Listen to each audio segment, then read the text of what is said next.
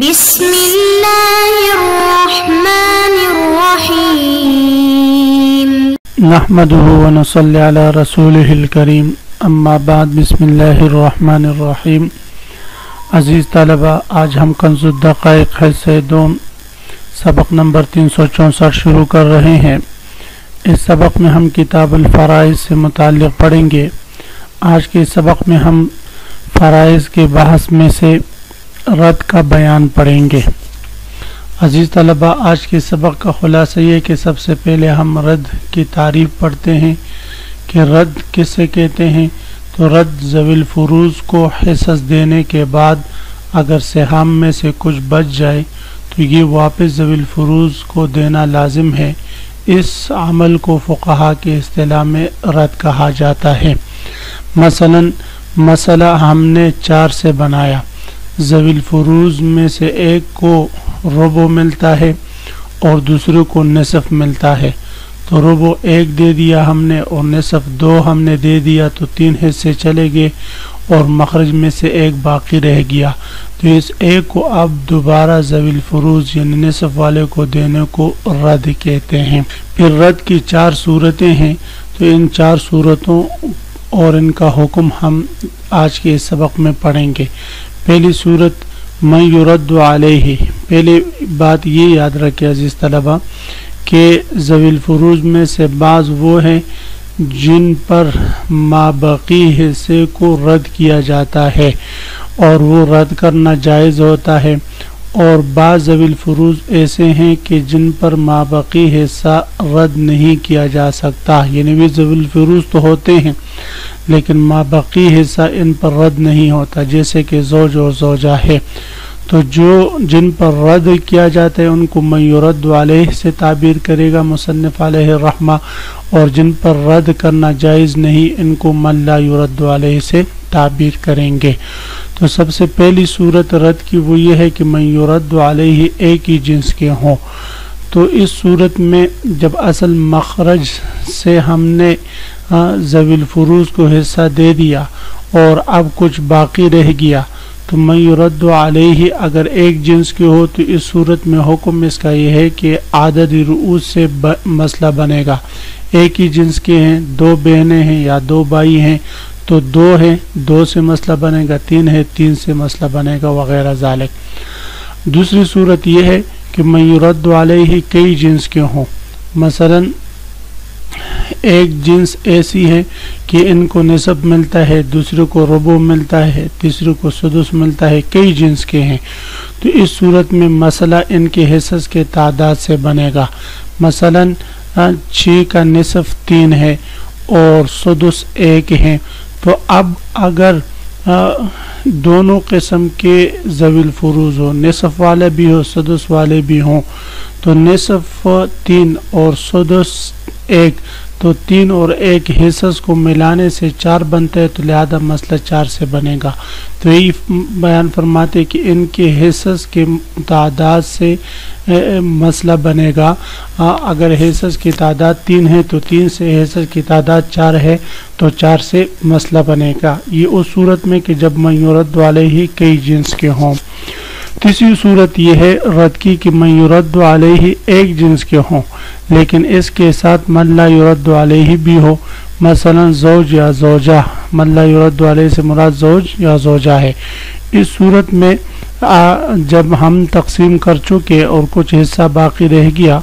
تو اس مابقی کو ذوی الفروض جن پر رد کیا جاتا ہے ان پر تقسیم کر دیں گے۔ مثلا بیٹے ہیں 2 اور اسی طرح جو ہے بیٹیاں ہیں، تو اب 2 بیٹے اور 1 بیٹی ہیں تو 3 ہیں، تو لہذا حصص بھی 3 رہ گئے تو 3 میں برابر تقسیم کر دیں گے۔ اور اگر دونوں جو مابقی حصہ ہے اس میں اور من یرد علیہ میں جو ہے وہ موافقت نہ ہو، پورا تقسیم نہ ہوتا ہو، کسر واقع ہوتا ہو، تو اس صورت میں کسر کے جو ضابطے ہیں وہی ضابطے جاری ہوں گے، یعنی اگر عدد رؤوس اور مخرج میں نسبت توافق کی ہے تو وفق میں ضرب دیں گے اس اصل مسئلے کو، وفق کے ساتھ ضرب دیں گے، اور اگر نسبت تباین کی ہے تو تعدد رؤوس میں ضرب دیں گے وغیرہ ذالک، جیسے کہ ہم سبق نمبر 63 میں کسر کے تفصیلاً ضابطے پڑھ چکے ہیں۔ چوتھی صورت یہ ہے کہ اگر من یرد علیہ کئی جنس کے ہو اور اس کے ساتھ من لا یرد علیہ بھی ہو، مثلا زوج یا زوجہ، تو حکم اس صورت میں بھی یہی ہے کہ مابقی تقسیم کر دیں گے۔ اگر پورا تقسیم ہو تو اگر کسر ہو جائے تو اس کے ضابطے جاری ہوں گے، یعنی کسر کے جو ضابطے ہیں وہ جاری ہوں گے۔ عزیز طلبہ، یہ رد کی تعریف اور رد کی 4 صورتیں اور ان کا حکم ہے جو میں نے خلاصتاً آپ حضرات کو بتا دیا۔ تو آج انشاءاللہ کتاب میں ہم انہی 4 صورتوں سے متعلق تفصیلاً پڑھیں گے۔ تو عزیز طلبہ آتے ہیں کتاب کی طرف۔ سب سے پہلے ہم عبارت پڑھتے ہیں، وَمَا فَضُلَ يُرَدُّ عَلَى ذَوِي الْفُرُوضِ بِقَدْرِ سِهَامِهِمْ إِلَّا عَلَى الزَّوْجَيْنِ فَإِنْ كَانَ مَنْ يُرَدُّ عَلَيْهِ جِنْسًا وَاحِدًا فَالْمَسْأَلَةُ مِنْ رُؤُوسِهِمْ كَبِنْتَيْنِ أَوْ أُخْتَيْنِ وَإِلَّا فَمِنْ سِهَامِهِمْ فَمِنْ اثْنَيْنِ لَوْ سُدُسَانِ وَثَلَاثَةٍ لَوْ ثُلُثٌ وَسُدُسٌ وَأَرْبَعَةٍ لَوْ نِصْفٌ وَسُدُسٌ وَخَمْسَةٍ لَوْ ثُلُثَانِ وَسُدُسٌ أَوْ نِصْفٌ وَسُدُسَانِ أَوْ نِصْفٌ وَثُلُثٌ ولو مع الأول من لا يرد عليه أعط فرضه من أقل مخارجه ثم اقسم الباقي على من يرد عليه كزوج وثلاث بنات وإن لم يستقم فإن وافق رؤوسهم فاضرب وفق رؤوسهم في مخرج من لا يرد عليه كزوج وست بنات وإلا فاضرب كل رؤوسهم في مخرج فرض من لا يرد عليه كزوج وخمس بنات۔ وما فضل یرد علی ذوی الفروض سے مصنف علیہ الرحمہ رد کی بحث شروع فرما رہے ہیں۔ تو فرماتے وما فضل یرد علی ذوی الفروض بقدر سہامہم، یعنی مثلا ہم نے 4 سے بنایا، 4 میں سے نصف ایک ذوی الفروض کو دے دیا، ربع دوسرے کو دے دیا، 3 حصص تقسیم ہو گئے، اب ایک حصص کے لیے کوئی وارث باقی نہیں، تو یہ جو ایک حصص باقی رہ گیا یرد علی ذوی الفروض، تو یہ ذوی الفروض پر لوٹایا جائے گا بقدر سہامہم، ان کے حصص کے بقدر، یعنی ان کے حصص کے بقدر اگر وہ 2 ہے، مثلا نصف 2 ہے تو لہذا 2 حصص میں تقسیم کر کے ایک کو دوسرے کو دے دیں گے۔ الا علی الزوجین، ہاں ذوی الفروض میں سے زوجین پر رد نہیں ہوتا، یہ ضابطہ ہے عزیز طلبہ، یاد رکھے کہ ذوی الفروض میں سے زوج اور زوجہ پر رد نہیں ہوتا، ما فضلہ جو حصہ باقی رہ جائے وہ زوج اور زوجہ پر رد نہیں کیا جا سکتا، اس کے علاوہ جتنے بھی ذوی الفروض ہے ان پر رد کیا جا سکتا ہے۔ فَإِنْ كَانَ مَنْ يُرَدُّ عَلَيْهِ جِنْسًا وَاحِدًا سے اب مصنف علیہ الرحمہ رد کی مختلف صورتیں ذکر فرما رہے ہیں، 4 صورتیں ہیں، ان میں سے پہلی صورت یہ فَإِنْ كَانَ مَنْ يُرَدُّ عَلَيْهِ جِنْسًا وَاحِدًا، اگر من یرد علیہ ایک ہی جنس کے ہوں، بس اگر من یرد علیہ ایک ہی جنس کے ہو اور اس کے ساتھ من لا یرد علیہ نہ ہو، تو اس صورت میں مسئلہ جو ہے وہ من یرد علیہ کے عدد رؤوس سے بنے گا۔ اس کی صورت یہ ہے کہ اگر کوئی وارث 2 بیٹیاں اور 2 بہنیں چھوڑ دیں، اور اس صورت میں مسئلہ جو ہے وہ 2 سے بنے گا، اور ایک حصص جو ہے وہ بیٹیوں کو دے دیں گے اور ایک حصص جو ہے وہ بہنوں کو دے دیں گے۔ تو یہی بتا رہے مصنف علیہ الرحمہ فَإِنْ كَانَ مَنْ يُرَدُّ عَلَيْهِ جِنْسًا وَاحِدًا، پس اگر من یرد علیہ ایک ہی جنس کے ہو اور ان کے ساتھ من لا یرد علیہ نہ ہو، فالمسألة من رؤوسہم، تو مسئلہ ان کے عدد رؤوس سے بنے گا، کبنتین او اختین، جس طرح کی 2 بہنیں ہوں یا 2 بیٹیاں ہوں، وَإِلَّا فَمِنْ سِهَامِهِمْ، اور اگر من یرد علیہ ایک جنس کے نہ ہوں، کئی جنس کے ہوں، تو ان کو جو حصہ ملا ہے تو ان حصوں کو ملا کر جتنی مقدار جتنی تعداد بنتی ہے اس تعداد سے حصہ بنے گا، مسئلہ بنے گا۔ مثلا فمن اثنین لو سدسان، مسئلہ 2 سے بنے گا اگر ذوی الفروض میں سے 2 صاحب سدس ہوں، یعنی 2 سدسان ہوں، یعنی ایک ذوی الفروض کو 1 سدس ملے، دوسرے کو دوسرا سدس ملے، تو اب 1 سدس 6 میں سے 1 ہے تو 2 سدس جو ہے وہ 2 ہو جائیں گے، تو اس لیے فمن اثنین مسئلہ 2 سے بنے گا۔ وثلاثۃ لو ثلث و سدس، اور 3 سے مسئلہ بنے گا اگر مسئلے میں ذوی الفروض کو ثلث اور سدس ملا ہو، تو ثلث جو ہے وہ 6 کا 2 ہے اور سدس 1 ہے، تو 2 اور 1 3 ہو جاتے ہیں، تو لہذا سہام کی مجموعی تعداد 3 ہوگی، تو اس لیے فرمایا فمن ثلاثۃ مسئلہ 3 سے بنے گا لو ثلث و سدس، اگر ذوی الفروض میں سے ان کے حصص ثلث اور سدس کی صورت میں ہوں۔ واربعۃ، اور مسئلہ 4 سے بنے گا لو نصف و سدس، اگر ذوی الفروض میں سے ان کے حصص نصف اور سدس کے ہوں، نصف 6 کا 3 ہے اور سدس 1 ہے، تو 3 اور 1 4 ہو جاتے، تو حصص کا مجموعی تعداد 4 ہے، تو اس لیے مسئلہ 4 سے بنے گا۔ وخمسۃ، اور مسئلہ 5 سے بنے گا۔ 5 سے مسئلہ بننے کی مختلف صورتیں ہیں۔ پہلی صورت یہ ہے کہ مسئلہ میں ثلثان اور سدس ہو، ظاہر ہے 6 کے 2 ثلثان 2 ثلث کو کہتے ہیں، تثنیہ ہے، تو 6 کے 2 ثلث جو ہے وہ 4 ہے اور سدس 1 ہے، تو 4 اور 1 5 ہو گئے، تو مسئلہ خمسۃ 5 سے بنے گا۔ او نصف و سدسان، یا اسی طرح اگر مسئلے میں نصف اور سدسان جمع ہو جائے تو نصف 3 ہے اور سدسان 2 ہے، تو 3 اور 2 5 ہو جاتے، تب بھی مسئلہ خمسۃ 5 سے بنے گا۔ او نصف و ثلث، یا مسئلے میں نصف اور ثلث ہو، نصف کہتے ہیں 3 کو، 6 کا نصف 3 ہے اور ثلث جو ہے وہ 2 ہے، تو 3 اور 2 5، تو اس لیے مسئلہ جو ہے وہ 5 سے بنے گا۔ تو ان 4 صورتوں میں مسئلہ 5 سے بنے گا۔ کون سے 4 صورتوں میں؟ کہ اگر مسئلے میں ثلثان اور سدس جمع ہو جائے، یا نصف اور سدسان جمع ہو جائے، یا نصف اور ثلث جمع ہو جائے۔ وَلَوْ مَعَ الْأَوَّلِ مَنْ لَا يُرَدُّ عَلَيْهِ آتِ فَرْضَهُ مِنْ أَقَلِّ مَخَارِجِهِ۔ اب اس عبارت میں مصنف علیہ الرحمہ رد کی دوسری صورت ذکر فرما رہے ہیں، رد کی تیسری صورت ذکر فرما رہے ہیں۔ رد کی تیسری صورت کا حاصل یہ ہے کہ اگر من یرد علیہ کے ساتھ من لا یرد علیہ بھی ہو مسئلے میں، یعنی من لا یرد علیہ سے مراد زوج یا زوجہ ہے، یہ بھی ہو، تو فرماتے اس صورت میں من لا یرد علیہ کا جو حصہ ہے اس حصے کہ عقل مخرج سے مسئلہ بنانے کی، مثلا زوج کو ربع ملتا ہے تو ربع کا عقل مخرج 4 ہے، تو لہذا 4 سے ہم نے مسئلہ بنا دیا،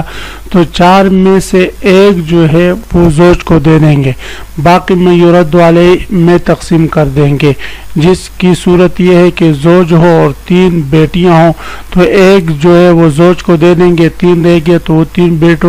بیٹیوں پر پورا تقسیم ہوتا ہے، تو لہذا 1 بیٹی کو 1 دے دیں گے۔ وَلَوْ مَعَ الْأَوَّلِ مَنْ لَا يُرَدُّ عَلَيْهِ، اور اگر من یرد علیہ کے ساتھ من لا یرد علیہ بھی جمع ہو جائے، آت فرضہ من اقل مخارجہ، تو من لا یرد علیہ کو اس کا حصہ دے دو اس کے اقل مخرج میں سے، یعنی اس کے جو مخرج کا سب سے اقل تعداد ہے یعنی 4 ہے، اس میں سے اس کا حصہ دے دو۔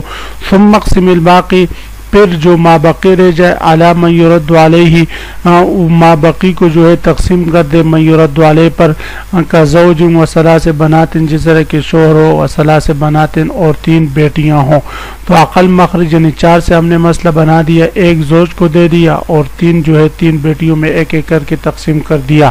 یہ تو اس صورت میں ہے کہ جب مابقی مکمل تقسیم ہو جاتا ہو برابر۔ وَإِن لَمْ يَسْتَقِمْ، اگر مابقی پورا تقسیم نہ ہوتا ہو تو یعنی کسر واقع ہو جاتا ہو، تو پھر کسر کے وہی ضابطے جاری ہوں گے۔ کسر کے کون سے ضابطے میں ہیں کہ اگر عدد رؤوس اور حصص میں نسبت توافق کی ہو تو عدد رؤوس کا وفق لے کر اصل مخرج میں ہم ضرب دے دیں گے۔ فَإِنْ وَافَقَ رُؤُوسُهُمْ فَاضْرِبْ وَفْقَ رُؤُوسِهِمْ فِي مَخْرَجِ مَنْ لَا يُرَدُّ عَلَيْهِ كَزَوْجٍ وَسِتِّ بَنَاتٍ۔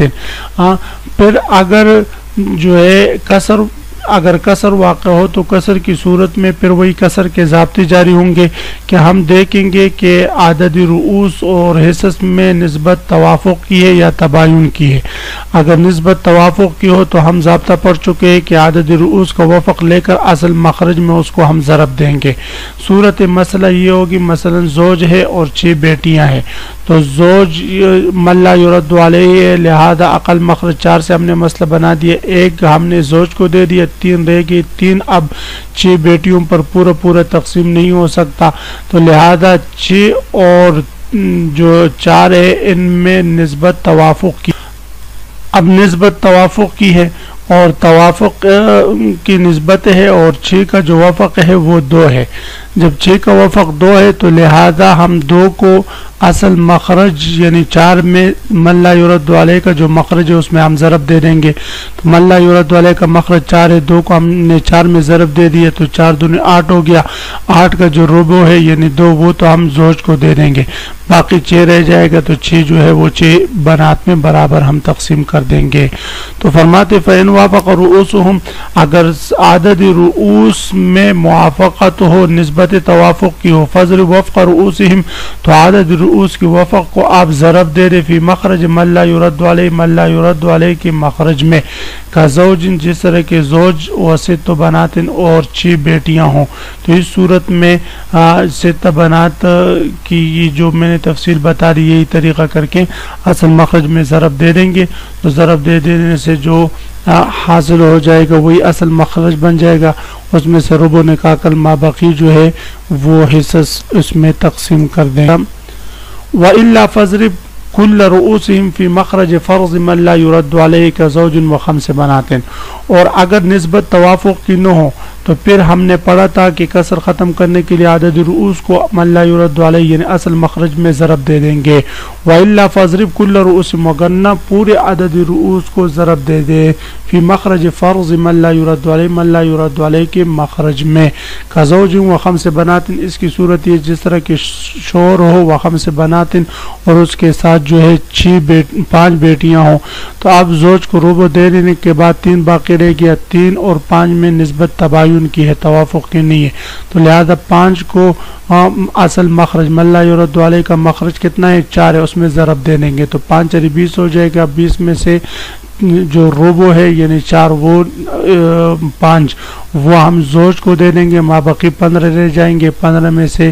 5 بنات کو میں سے ہر ایک کو 3 ہم دے دیں گے. اس طریقے سے یہ کسر ختم ہو جائے گا. عزیز طلبہ اسی کے ساتھ آج کے سبق کا اختتام ہوا. آج کے سبق کا خلاصہ یہ ہے کہ ہم نے رد کی بات شروع کی، رد کی تعریف ہم نے پڑھی، اس کے بعد رد کی 4 صورتیں میں سے 3 صورتیں اور ان کا حکم آج کے سبق میں ہم نے پڑھ لیا. آپ حضرات اس کو خوب غور سے سنیں سمجھیں. اللہ ہم سب کا حامی و ناصر و آمین و آخر دعوانا ان الحمدللہ رب العالمین.